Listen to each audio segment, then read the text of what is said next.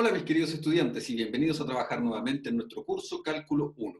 Hoy nos vamos a dedicar a hacer algunos ejercicios sobre funciones, función lineal y función cuadrática. Así que comencemos a practicar. Comencemos practicando con estas funciones. Lo que vamos a hacer es evaluar la función en los valores que están allí indicados. Vamos a hacerlo para solo una de ellas y las otras quedarán para ti. En este caso resolveremos el ejercicio de la letra C. Tomemos entonces la función f de x igual x cuadrado menos 3x más 5. Y comencemos a evaluarla en cada uno de los valores. Evaluar f en menos 1 es lo mismo que cambiar la x por menos 1. Y veamos qué es lo que obtenemos. Si hacemos f de menos 1, lo que tenemos es menos 1 al cuadrado menos 3 por menos 1 más 5. Es primordial el uso de los paréntesis. Hagamos el cálculo entonces. Menos 1 al cuadrado es 1. Menos 3 por menos 1 será más 3. Y finalmente más 5, con lo cual obtenemos 9. Así entonces, f de menos 1 vale 9, lo cual se traduce en que esta función contiene al par ordenado menos 1,9, donde recordemos que la x vale menos 1 y la letra y vale 9. Cualquiera de esas expresiones son equivalentes. Hagamos la siguiente. Evaluemos ahora f, pero en el valor de 0. F evaluado en 0 será 0 al cuadrado menos 3 por 0 más 5, lo cual es lo mismo que 5, de donde deducimos entonces que el par ordenado asociado es 0,5, o lo que es lo mismo que si la x vale 0, la y vale 5. Y ya lo tenemos calculado. Evaluemos el siguiente valor, que era f de 2. Si hacemos f de 2, lo que tenemos es 2 al cuadrado menos 3 por 2 más 5, que es lo mismo que 4 menos 3 por 2, que es 6, y más 5. Así entonces tenemos 9 menos 6 y eso es 3, con lo cual el par ordenado asociado es 2,3, por lo que es lo mismo, si la x vale 2, la y vale 3. Por último, debemos evaluar lo que ocurre cuando la x vale un medio. Así que hagamos f de un medio. F de un medio será un medio elevado al cuadrado, no te olvides de usar los paréntesis, menos 3 por un medio más 5.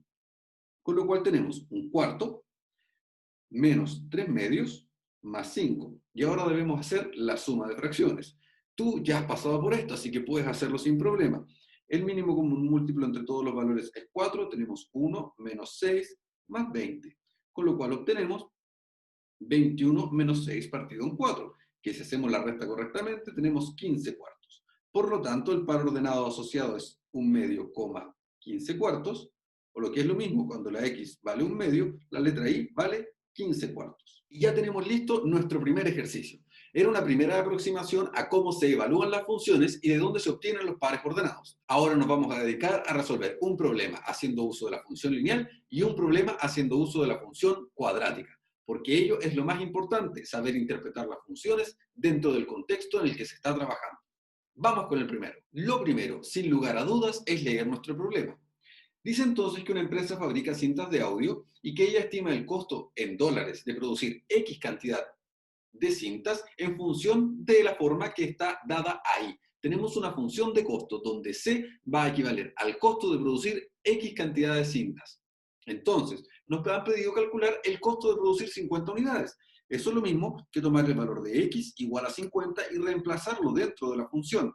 Si hacemos el costo de producir 50 unidades, será equivalente a 20 por 50 más 100, lo cual es lo mismo que 1000 más 100, es decir, 1100 dólares en este caso. Por tanto, la respuesta adecuada para esto será que el costo de producir 50 unidades es de 1100 dólares. Ahora bien, en el otro caso nos han dado la cantidad de dólares y nos han preguntado cuántas unidades son las que produjeron. Es decir, la pregunta está realizada al revés. Hagamos esos reemplazos y calculemos la cantidad de unidades. Decimos entonces que el costo de producir X unidades será 1900 dólares, pero no sabemos cuánto es. Lo que sí sabemos es que el costo corresponde a 20X más 100, de donde entonces 20X más 100 es igual a 1900, y eso es una ecuación que tú puedes resolver sin problema. Hacemos 20x es igual a 1800, recuerda que el 100 pasó hacia el otro lado restando, y luego el 20 que está acompañando la x pasará dividiendo hacia el otro lado. Hacemos un par de simplificaciones y obtenemos 90. Por tanto, la respuesta será que la cantidad de unidades que se produjeron para obtener un costo de 1900 dólares será de 90 unidades. Por último, nos han preguntado el dominio de la función. Y nos han preguntado también si es que esto tiene sentido en la vida real. De acuerdo a lo que nosotros hemos estudiado, el dominio de las funciones lineales o de las funciones de primer grado es siempre todos los números reales, es decir, la cantidad a producir de unidades serán los números reales. ¿Tiene esto sentido? No mucho. No tiene sentido producir menos 5 unidades de algo, ni menos 20, ni tampoco tiene sentido producir 1,5 unidad de algo. ¿Se entiende? Por tanto, si bien el dominio para todas las funciones es los números reales, nosotros debemos acotarlo y en este caso debemos tener sentido de lo que estamos haciendo. El dominio para la función de costo va a corresponder a la cantidad de unidades que tiene lógica producir. 0 unidades, 1 unidad, 2 unidades y así hacia adelante. Por tanto, el dominio de nuestra función de costo, en este caso, corresponde a los números naturales, incluyendo al 0. Y con eso tenemos resuelto nuestro problema asociado a la función lineal. Recuerda que la función lineal es aquella función en que la x está elevada a 1. Y ahora vamos a hacer un problema con la función cuadrática, aquella en que la x está elevada a 2. Comencemos por dar lectura a nuestro problema. Dice que desde el techo de un edificio de 20 metros de altura se lanza una pelota hacia arriba. Supongamos entonces que la altura por encima del suelo después de t segundos de ser lanzada está dada por esa función que está ahí, que es s de t, igual a menos 16t al cuadrado más 256t más 20, donde t son los segundos desde que la lanzamos. Y nos han preguntado cuándo alcanza su altura máxima. ¿Cómo podemos encontrar la altura máxima? Esa es la pregunta importante.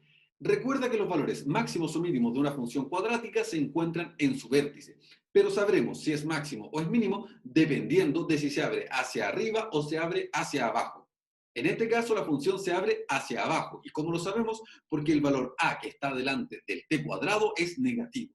Por tanto, va a poseer un máximo, que es justamente lo que nos están preguntando. Y ese máximo se va a encontrar justamente en el valor del vértice.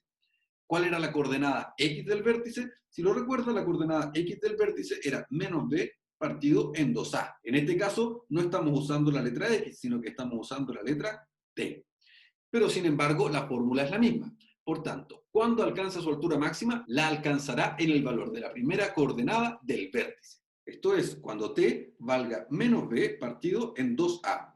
¿Cuánto valen correspondientemente a, b y c para esta función? Revisémoslo. Tenemos s de t, que será menos 16t al cuadrado más 256t más 20. Entonces, a corresponde al primer número, al que acompaña al t al cuadrado, menos 16. B vale 256 y finalmente C vale 20. Recuerda que deben ir con su signo.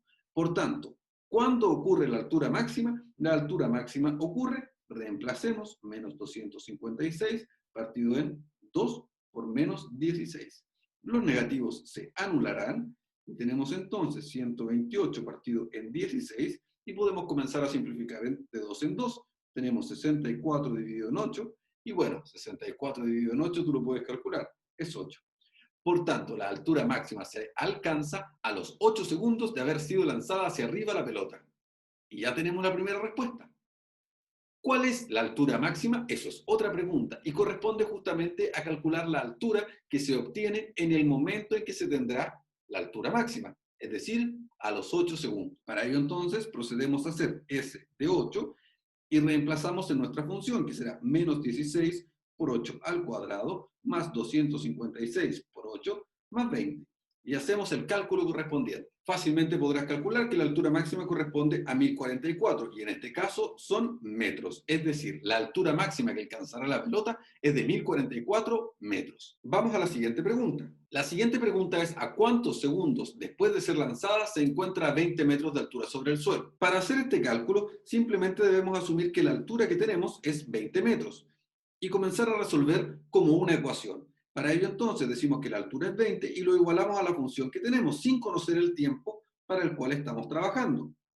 Como esto es una función cuadrática, debería darnos dos soluciones. Veamos qué es lo que ocurre. Simplificamos los 20 y luego ordenamos nuestra ecuación y tenemos entonces 16t, que es factor de menos t más 16. Y si lo ordenamos para que se vea incluso más bonito, será 16t por 16 menos t.